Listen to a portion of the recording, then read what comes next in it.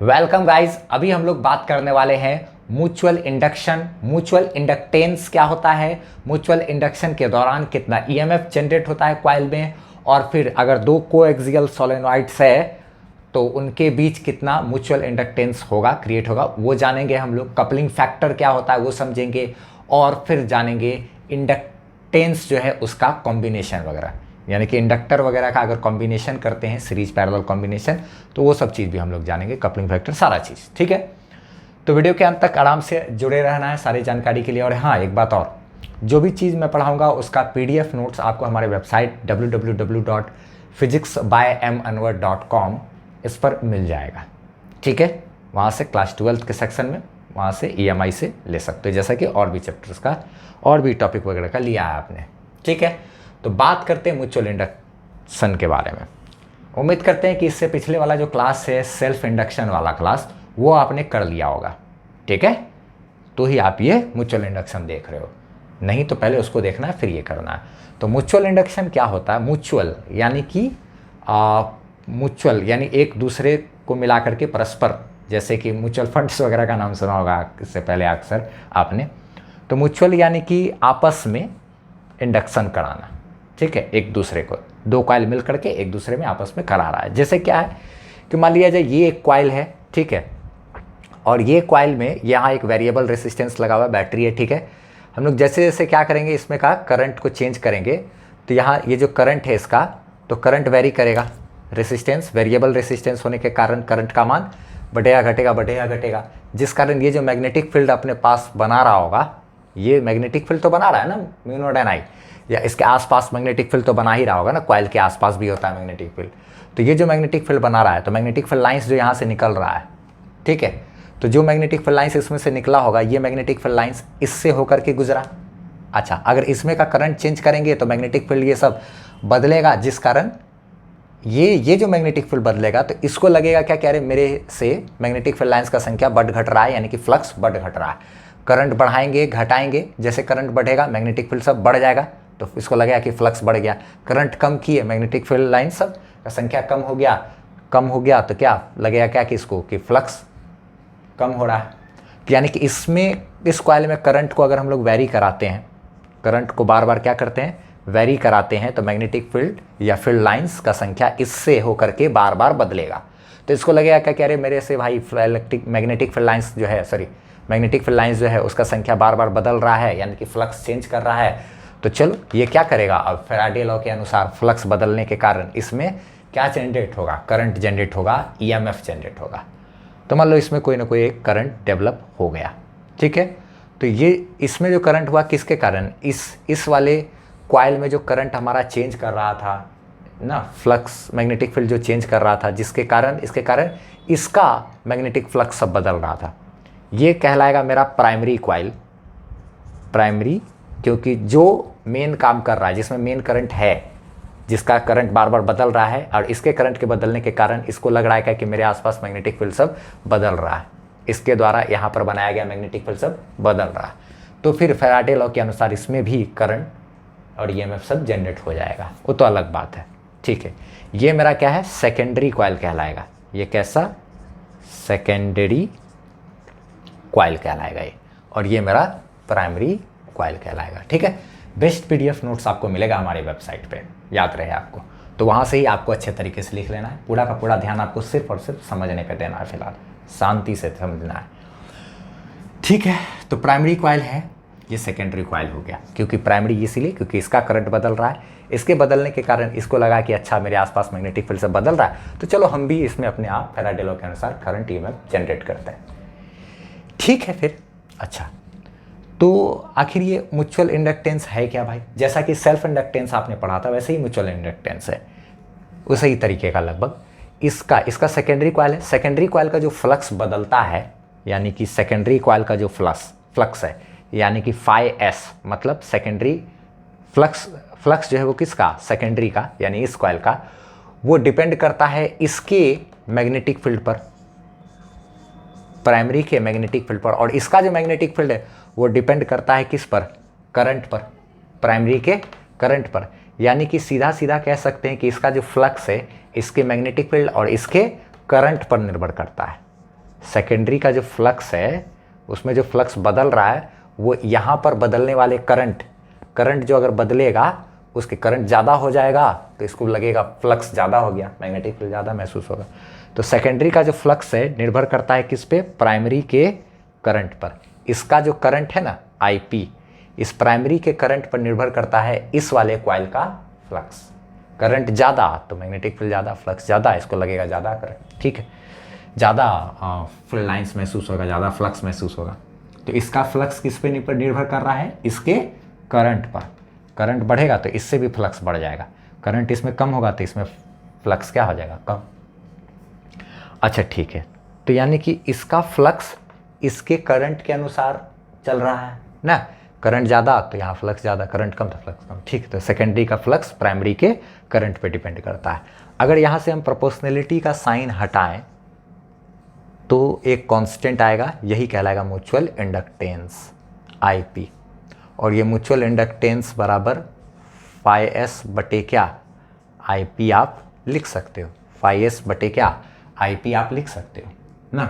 जैसा कि self inductance के लिए आया था फाई बराबर LI, तो L बराबर क्या फाई बाय I, याद है सेल्फ इंडक्टेंस में। उसी तरह से म्यूचुअल इंडक्टेंस में फाई एस बाय क्या IP।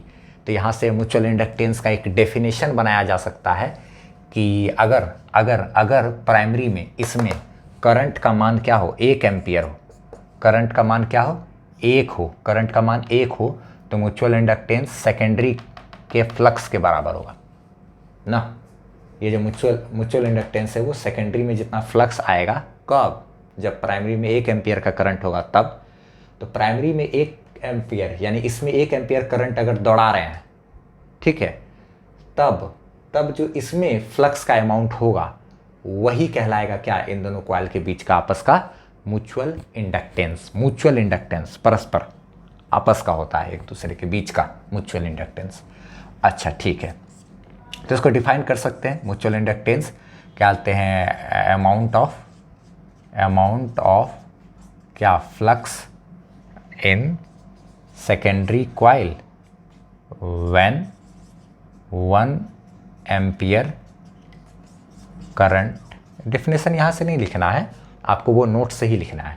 करंट इज पास्ड ना थ्रू प्राइमरी कॉइल, ऐसा लिख सकते हैं ना।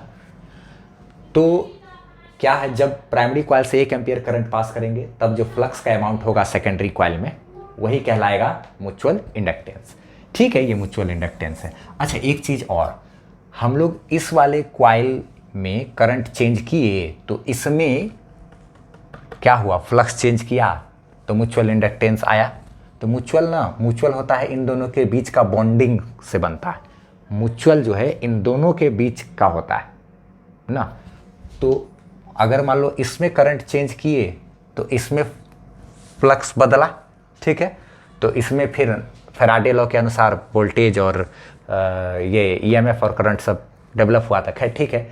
तो इसके करंट के बदलने के कारण इसमें इंडक्शन हुआ। अच्छा ठीक है, अगर हम लोग सेम प्रोसेस करते, सेम काम क्या करते, इसमें अगर बैटरी जोड़ देते, इसमें करंट अगर चेंज करते और इसमें कुछ नहीं करते, गैल्वेनोमीटर ऐसे करके कनेक्ट कर देते, इसमें हम लोग खाली गैल्वेनोमीटर कनेक्ट करके रखते और इसमें अगर हम लोग क्या करते, बैटरी लगाते और वेरिएबल रेसिस्टेंस दे देते और ऐसा करते, इसमें बार बार बदलते, यानी कि सेम प्रोसेस जो इधर कर रहे थे वो अब इधर करते, तो इसके कारण इसमें इसका करंट अगर चेंज करता तो इसके करंट के कारण जो मैग्नेटिक फील्ड बन रहा है ना, उस कारण इसका मैग्नेटिक फील्ड बदलता। इसको लगता कि अच्छा इसमें करंट का मान चेंज कर रहे होते तो सेम टू सेम प्रोसेस मेरा फिर से रिवर्स हो जाता। इसमें करंट चेंज करते तो इसको जिसके कारण आसपास का मैग्नेटिक फील्ड जो है बदलता है, इसको लगता है कि मैग्नेटिक फील्ड बदल रहा है, फ्लक्स मेरे से चेंज कर रहा है, तो इसमें फिर फैराडे लॉ के अनुसार, लेंज लॉ के अनुसार इसमें फिर करंट डेवलप होता। और तब आप म्यूचुअल इंडक्टेंस अगर आप निकालते तब भी म्यूचुअल इंडक्टेंस का मान सेम आता। जब इसको प्राइमरी मान करके आपने म्यूचुअल इंडक्टेंस निकाला तब जो आया, इसको प्राइमरी मान करके जब म्यूचुअल इंडक्टेंस निकालोगे तब भी वही होगा, ठीक है, क्योंकि दोनों कॉइल एक दूसरे से मिलता जुलता चीज़ है। अच्छा ठीक है, अब एक बात यहाँ पर, जैसे कि mutual inductance of first coil due to second बराबर mutual inductance of second coil due to first, दोनों बराबर होता है। ये कहने का मतलब यही हुआ M12 बराबर M21, यानी कि जब ये मान लो ये 1 है, ये 2 है, ये कॉइल 2 है ना, या कुछ भी, हाँ ये 1 है और ये क्या है, अगर 2 है तो इस पहले वाले कॉइल में अगर इंडक्शन हो रहा है दूसरे के द्वारा, या फिर दूसरे वाले कॉइल में इंडक्शन हो रहा है पहले के द्वारा, तो म्यूचुअल इंडक्टेंस दोनों ही कंडीशन में बराबर होता है। ठीक है, म्यूचुअल तो आपस के बीच का संबंध है ना। म्यूचुअल इंडक्टेंस बराबर आगे चल करके आप एक फार्मूला पढ़ोगे कि √L1 L2, तो दोनों का L तो मेरा कांस्टेंट जो है, मान लो ये कॉइल है, इसका इंडक्टेंस और इसका इंडक्टेंस अपना फिक्स है, कांस्टेंट हो गया, और ये कहलाता है कपलिंग फैक्टर, जो कि हम अभी आगे डिस्कस करने वाले हैं। कपलिंग फैक्टर इस पर डिपेंड करता है कि ये कॉइल रखा कैसे गया है, तो जैसे रखा हुआ था पहले वैसे ही अभी भी रखा हुआ है, तब तो ठीक ही बात है, इसका इंडक्टेंस बदलता नहीं है, और जैसे रखा हुआ है तो वैसे उसके ओरिएंटेशन पे डिपेंड करता है। तो म्यूचुअल इंडक्टेंस इसका कारण इसमें, चाहे इसके कारण इसमें, बात बराबर होगा। हम लोग जानेंगे अभी आगे डिटेल में। ठीक है, तो इसके द्वारा इसमें हो चाहे इसके द्वारा इसमें करंट पैदा हो रहा हो, म्यूचुअल इंडक्टेंस आपस में दो कॉइल जैसा था वैसा ही है, तो फिर वैसे ही रहेगा। हाँ, अगर कॉइल ही बदल दिए तब तो फिर अलग बात है। अच्छा ठीक है, ये हो गया। अब इसमें ईएमएफ कितना जनरेट होता है, मान लो अगर ये प्राइमरी था ये सेकेंडरी था, ठीक है, या फिर ये प्राइमरी है ये सेकेंडरी है। प्राइमरी बोलने का मतलब हम उसमें करंट बदल रहे हैं, और सेकेंडरी का मतलब जिसमें म्यूचुअल इंडक्शन के कारण, फैराडे लॉ के कारण क्या हुआ, करंट डेवलप हुआ है जिसमें, यानी कि जिसमें इंडक्शन हुआ है, इंडक्शन टेक्स प्लेस ना, तो वो सेकेंडरी कॉइल होता है। तो पहले वाले केस में ये प्राइमरी था ये सेकेंडरी था, ठीक है, फिर दूसरे वाले में इसको प्राइमरी बना दिए इसको सेकेंडरी बना दिए। तो ईएमएफ जो जनरेट होता है वो कितना जनरेट होगा, तो ईएमएफ का फॉर्मूला तो आपको पता ही है, फैराडे लॉ से क्या होता है, माइनस डी फाई बी या बाय क्या d t, minus d phi by क्या डी टी, या डी फाई बी बाय क्या डी टी।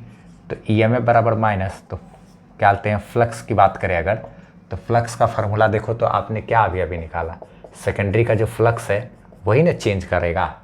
अगर ये प्राइमरी कॉइल है, इसमें मान लो बैटरी जुड़ा हुआ है, ये प्राइमरी कॉइल है अगर, तो ये प्राइमरी कॉइल के कारण इस सेकेंडरी का फ्लक्स चेंज हो रहा है।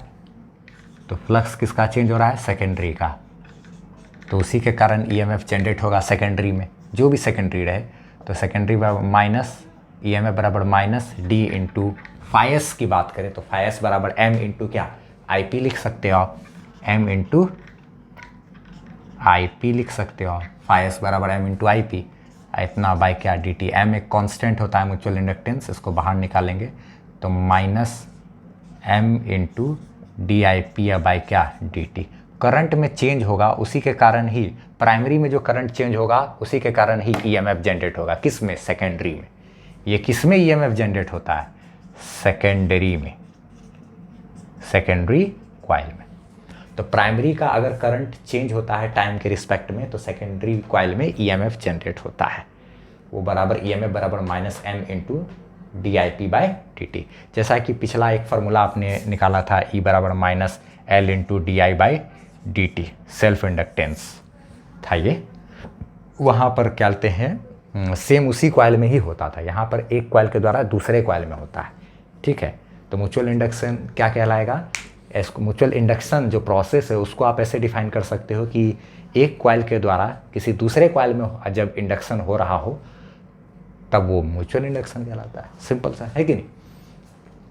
तो ये ईएमएफ जो जनरेट होगा वो मेरा minus L into d I by d T, ये तो सेल्फ इंडक्टेंस में होता था, वहाँ एक ही कॉइल रहता था तब, और यहाँ पे रहेगा तब एक कॉइल के दूसरे के कारण दूसरे में होगा तब ईएमएफ बराबर minus M into d I p by क्या डी टी, एम हो गया म्यूचुअल इंडक्टेंस, सिंपल सा चीज़ है थोड़ा सा, ठीक है। अब इसका स्क्रीनशॉट लेना चाहो तो ऐसे ले सकते हो, ठीक है, लेने लायक तो कुछ है नहीं, मगर फिर भी क्या कहते हैं, आप नोट्स में जब देखोगे नोट्स का लिंक जो है वो मैंने डिस्क्रिप्शन में भी दे रखा है, या नहीं तो आप www.physicsbyamanwar.com वहाँ से जा कर के भी आप निकाल सकते हो, क्लास 12th में इलेक्ट्रोमैग्नेटिक इंडक्शन में। तो ठीक है, अच्छा तो अब क्या है कि इसमें ये सारा चीज़ तो हो गया, EMF भी हमने कैलकुलेट कर लिया। अब क्या करना है हम लोगों को कि इसका एक यूज़ भी कर लेते हैं, म्यूचुअल इंडक्टेंस निकालते हैं, ज़रा से कैलकुलेट करते हैं। 2 सोलेनॉइड लेना है, एक सोलेनॉइड ऐसे और उसी के ऊपर एक और सोलेनॉइड, ठीक है। 2 कोएक्सियल सोलेनॉइड से NCERT में भी आपने फोटो देखा होगा, एक सोलेनॉइड ये हो गया और उसके ऊपर एक सोलेनॉइड और, ठीक है। तो वैसे कंडीशन में किस तरीके से हम लोग क्या कहते हैं म्यूचुअल इंडक्टेंस कैलकुलेट करेंगे, जरा वो कैलकुलेशन देख लेते हैं। इसको मिटाते हैं और वो देखते हैं। 2 कोएक्सियल सोलेनॉइड्स है तो उनके बीच कितना म्यूचुअल इंडक्टेंस होगा उसको कैलकुलेट करेंगे, ठीक है। तो देखा जाए जरा सा, ये एक बड़ा सा सोलेनॉइड है, उसके अंदर में एक छोटा सा ये कम क्रॉस सेक्शनल एरिया वाला सोलेनॉइड है अंदर में, ठीक है। और मेन करंट जो चल रहा है वो किस में चल रहा है, बाहर वाले में चल रहा है, आउटर सोलेनॉइड में, ठीक है। तो जो बाहर वाला है वो मेरा क्या है, प्राइमरी कहलाएगा ना, और अंदर वाला जो है वो क्या कहलाएगा, सेकेंडरी। क्योंकि बाहर वाला जो कॉइल है यानी कि सोलेनॉइड है उसका करंट चेंज करेगा तो अंदर का मैग्नेटिक फील्ड सब चेंज करेगा, जिसके कारण इस वाले अंदर वाले सोलेनॉइड को मैग्नेटिक फ्लक्स बदलता हुआ महसूस होगा। तो इसमें क्या कहते हैं एक नया EMF या करंट इंड्यूस हो जाएगा, यानी कि इंडक्शन इसमें प्लेस होगा। तो ये मेरा इसका नाम क्या रख दिया है मैंने, सेकेंडरी, ठीक है। इसका number of turns per unit length N1 और इसका जो रेडियस है वो रेडियस हो गया क्या, R1, ठीक। अच्छा, टोटल नंबर ऑफ टर्न्स जो है इसमें वो है N1 और क्रॉस सेक्शनल एरिया जो है इसका वो है क्या, A1। उसी तरीके से इसमें total number of turns per unit length outer वाले में, बड़े वाले में वो है N2, इसका रेडियस है क्या, R2। Total number of turns बाहर वाले में है कितना, N2 और इसका क्रॉस सेक्शनल एरिया है क्या, A2। जो भी मैं पढ़ाऊंगा इसका बेस्ट PDF नोट्स आप हमारे वेबसाइट www.physicsbyomemory.com वहाँ से तो ले ही सकते हैं, ठीक है। अच्छा चला देखा जाए, या उसका लिंक डिस्क्रिप्शन में रहेगा, ठीक है। तो देखा जाए इसमें क्या है कि अब हम लोग क्या करते हैं, सबसे पहले कि ये जो बाहर वाला जो सोलेनॉइड है उसमें जो करंट है उसका नाम क्या रख देंगे, IP, क्योंकि वो प्राइमरी सोलेनॉइड है तो उसका करंट का नाम प्राइमरी। अच्छा, मैग्नेटिक फील्ड जो बाहर वाला ये जो बड़ा वाला जो सोलेनॉइड है अंदर में जो मैग्नेटिक फील्ड बनाएगा वो मैग्नेटिक फील्ड कितना बनाएगा, B बराबर बनाएगा म्यू नॉट इंटू NI, यानी कि number of turns per unit length. तो ये बाहर वाला बना रहा है तो बाहर वाला का ही number of turns per unit length लेंगे, यानी कि N2 into mu naught NI, यानी कि करंट। तो करंट तो बाहर वाले का ही करंट लेंगे, तो बाहर वाले का करंट कितना है, IP है ना। अच्छा ठीक है, अब हम लोग देखा जाए आगे बात करते हैं कि अंदर वाला जो कॉइल है यानी कि सोलेनॉइड है इसमें जो फ्लक्स होगा, एक टर्न अगर रहता तो फ्लक्स कितना होता, एक टर्न में फ्लक्स होता BA into cos theta. Theta हमेशा के लिए यहाँ पे क्या है, 0 डिग्री। अगर क्या बोलते हैं, मान लीजिए करंट ऐसे चल रहा है, अगर मैग्नेटिक फील्ड इधर है तो अंदर में भी एरिया वेक्टर भी उधर ही ले लिए, तो दोनों एक ही डायरेक्शन में हमेशा 0 डिग्री पे यहाँ पे काम कर देना है। कॉस 0 का मान क्या हो जाता है, 1 हो जाता है, तो मैग्नेटिक फील्ड B इंटू क्या A। तो ये एक अगर क्या बोलते हैं टर्न रहता तो इतना फ्लक्स हो जाता। और अगर नंबर ऑफ टर्न्स कितना है, टोटल नंबर ऑफ टर्न्स कितना है N1, तो टोटल फ्लक्स कितना होगा, ये टोटल मेरा कितना होगा, टोटल फ्लक्स जो होगा वो होगा N टाइम्स ऑफ क्या, BA। एक टर्न के लिए BA, ये तो cos 0 तो मेरा क्या हो गया, 1 हो गया, BA तो N टर्न के लिए N इंटू क्या, BA। अच्छा ठीक है, अब ये नंबर ऑफ टर्न्स जो है N1 है ना, अंदर वाले का ही ना नंबर ऑफ टर्न लेंगे, क्योंकि इसी के थ्रू हम लोग फ्लक्स पता कर रहे हैं, सेकेंडरी के थ्रू क्या फ्लक्स पता कर रहे हैं। और सेकेंडरी में जो फ्लक्स आया किसके कारण आया, प्राइमरी के कारण, प्राइमरी के मैग्नेटिक फील्ड के कारण आया, ठीक है। तो प्राइमरी का ही मैग्नेटिक फील्ड यहाँ पर हमको डालना होगा। अब बढ़िया ढंग से ठंडे दिमाग से समझा जाएगी, ये टोटल नंबर ऑफ टर्न्स बराबर क्या होता है, नंबर ऑफ टर्न्स, अच्छा नहीं ये तो ठीक है, ये number of turns per unit length का मतलब होता है टोटल नंबर ऑफ टर्न बटे क्या, टोटल लेंथ ऑफ सोलेनॉइड। बड़ा बाहर वाला हो चाहे अंदर वाला हो, दोनों का लेंथ क्या है, L ही है, ठीक है। तो number of turns per unit length बराबर नंबर ऑफ टर्न बटे क्या, लेंथ होता है। अगर ये नंबर ऑफ टर्न्स बराबर यहाँ से चाहे तो L इधर मल्टीप्लाई हो जाएगा, number of turns per unit length है इंटू क्या, लेंथ। तो हम चाहें तो number of turn, total number of turn के जगह पे फ्लक्स हमको निकालना है सेकेंडरी के through, total number of turn की जगह पे number of turns per unit length into length लिख सकते हैं। ठीक है, बी है जो मैग्नेटिक फील्ड। ठीक है, ये बी मैग्नेटिक फील्ड की बात करें तो ये बी मैग्नेटिक फील्ड तो बाहर वाले सोलेनोइड के कारण है ना, तो वो है म्यू नॉट N2 क्या आई पी। रही बात एरिया की बात करें तो हम लोग फ्लक्स किसके थ्रू देख रहे हैं, ये सेकेंडरी वाले कॉइल के थ्रू यानी इसके थ्रू, तो इसका एरिया जो है वो कितना है A1, और इस एरिया बराबर क्या फार्मूला होगा पाई R1 square, pi into radius का स्क्वायर यानी कि R1 का स्क्वायर। तो यहाँ पे एरिया की जगह पे एरिया तो मेरा A1 होगा ना, ये सी का ले रहे हैं ना एरिया ना। अच्छा, और ये जो एरिया है A1, एरिया बराबर क्या पाई R square, pi into R1 का स्क्वायर ना। ठीक है, अच्छा अब देखा जाए म्यूचुअल इंडक्टेंस अगर हमको निकालना है तो आप एक बात तो जानते हो कि जो सेकेंडरी का जो फ्लक्स है वो डिपेंड करता है किस पे, ये जो प्राइमरी वाला था उसके मैग्नेटिक फील्ड पर, और ये प्राइमरी का जो मैग्नेटिक फील्ड है वो तो प्राइमरी के करंट पे निर्भर करता है, यानी कि जो सेकेंडरी का जो फ्लक्स है वो निर्भर करता है क्या प्राइमरी के करंट पर। ये जो प्राइमरी कॉइल है बाहर वाला, उसका अगर करंट बदलेगा तो अंदर में मैग्नेटिक फील्ड बदलेगा, यानी कि अंदर वाले कॉइल को महसूस होगा क्या कि मैग्नेटिक फ्लक्स बदल रहा है।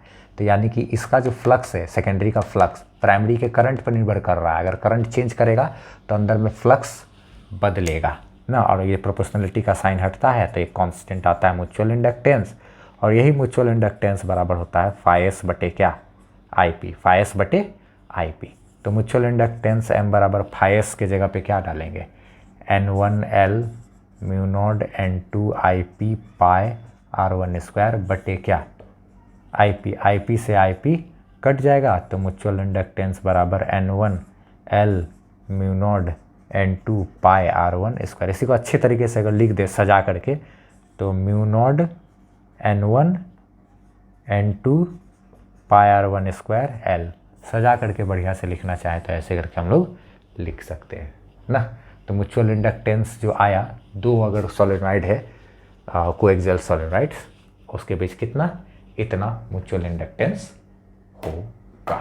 अब हम लोग आगे बात करते हैं थोड़ा सा बस कपलिंग फैक्टर के बारे में, और कॉम्बिनेशन ऑफ इंडक्टर वगैरह पे बात करेंगे बस लास्ट। अब हम लोग कपलिंग फैक्टर पे थोड़ा सा बात कर लेते हैं बस जरा सा। देखा जाए कपलिंग फैक्टर क्या है, वो ये बताता है कपलिंग फैक्टर कि अगर दो कॉइल है अगर आपस में, तो इन दोनों के बीच कितना फ्लक्स लिंक्ड है, वो बस इसी चीज़ को बताने वाला मेरा क्या है कपलिंग फैक्टर।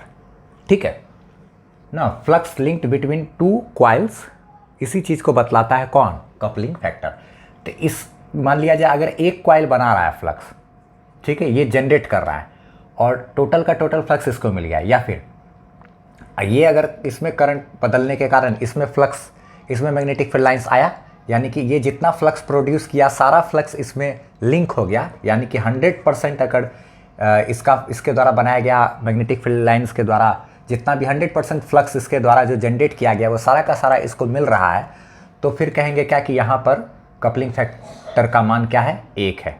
कपलिंग फैक्टर क्या है 1, ऐसे बोला जाता है, क्योंकि 100% अगर फ्लक्स इसका बनाया गया 100% फ्लक्स अगर इससे लिंक्ड है तो कपलिंग फैक्टर को क्या मान हो जाएगा 1। अच्छा, ऐसे बोला जाता है ये सब चीज़। और एक बात, अगर मान लिया जाए ये है कॉइल, ये एक और कॉइल है, इस तरीके से ये जितना फ्लक्स बनाया अगर टोटल का टोटल फ्लक्स इसको नहीं मिला ना, तो कपलिंग फैक्टर का मान 1 से कम होगा, और लेस देन 100%, अगर 100% से कम अगर फ्लक्स लिंक्ड हो रहा है इसको द्वारा बनाया गया इसमें ना, तो यानी कि दो कॉइल के बीच का जो फ्लक्स है वो 100% एक दूसरे में बराबर नहीं हो रहा, तो यानी ये जितना बनाया टोटल इसको नहीं मिला, कुछ इधर उधर भी चला गया, यानी कि फ्लक्स का परसेंटेज इसको जो मिला वो 100% से कम मिला, तो कपलिंग फैक्टर का मान 1 से कम बोलेंगे। अगर मान लिया जाए ऐसा हो रहा है, ये कॉइल है और क्या कहते हैं यहाँ पर एक कोई कॉइल है, ठीक है, तो इसका जो फ्लक्स है ये फ्लक्स इसको मिला ही नहीं, ठीक है, ये यहीं से घूम गया, ऐसा कंप्लीट कर लिया साइकिल, ठीक है, और ये ऊपर से ही अपना साइकिल मान लिया जाए घूम के कंप्लीट कर लिया, लेकिन इसको फ्लक्स मिला नहीं इस वाले कॉइल को, तो यहाँ पे कपलिंग फैक्टर का मान क्या हो गया 0, क्योंकि इन दोनों के बीच कितना आपस में फ्लक्स लिंक्ड है वो क्या है भाई 0, इसमें थोड़ा सा है, इसमें 100% पूरा लिंक्ड है, समझे बात। और एक रिलेशन याद रखना, म्यूचुअल इंडक्टेंस जो दो कॉइल के बीच आपस में होता है वो होता है K√L1 L2। अगर क्या तो इसका फ्लक्स इसमें नहीं जा रहा है तो K हो गया 0, तो म्यूचुअल इंडक्टेंस नहीं होगा। अच्छा ठीक है, ये L1 मेरा क्या है, ये वाला कॉइल का सेल्फ इंडक्टेंस, L2 हो गया इस वाले कॉइल का सेल्फ इंडक्टेंस, ये कपलिंग फैक्टर, और ये दोनों के बीच का म्यूचुअल इंडक्टेंस, इसको ϕS/IP भी बोला जा सकता है। ठीक है, एक चीज़ और जाते जाते बस ज़रा सा है, कॉम्बिनेशन देख लो आप इंडक्टर का कॉम्बिनेशन। देखो अगर मान लो जैसे रेसिस्टेंस में कॉम्बिनेशन होता है ना, वैसे ही यहाँ भी इंडक्टेंस में भी कॉम्बिनेशन होता है। जैसे कि अगर मान लिया जाए एक इंडक्टर ये है, एक इंडक्टर ये है, एक इंडक्टर ये है, ठीक है, तीनों इंडक्टर है, तीनों को अगर ऐसे सीरीज में जोड़ दिए, ठीक है, तीनों को अगर ऐसे सीरीज में जोड़ दिए, मान लीजिए इसका सेल्फ इंडक्टेंस L1, इसका L2, इसका L3, तो L इक्विवेलेंट बराबर क्या, रेसिस्टेंस के जैसा same to same L1 plus L2 plus L3। लेकिन अगर पैरेलल में जोड़े हैं, ठीक है, ये तो सीरीज हो गया ना, और यहाँ अगर मान लिया जाए पैरेलल में आप जोड़ते हो तो एक ये है, एक ये है और एक ये है, अगर तो इसका सेल्फ इंडक्टेंस L1, इसका L2, इसका L3, तीनों को अगर पैरेलल में जोड़ोगे, ठीक है, तो क्या कहते हैं,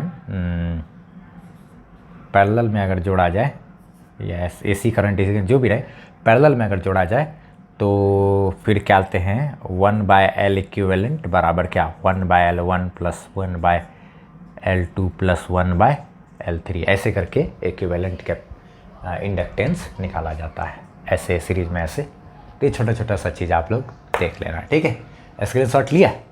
चलो अब क्या है, इसके बाद जो है आगे NCERT के बुक में लास्ट टॉपिक बच जाता है AC जनरेटर।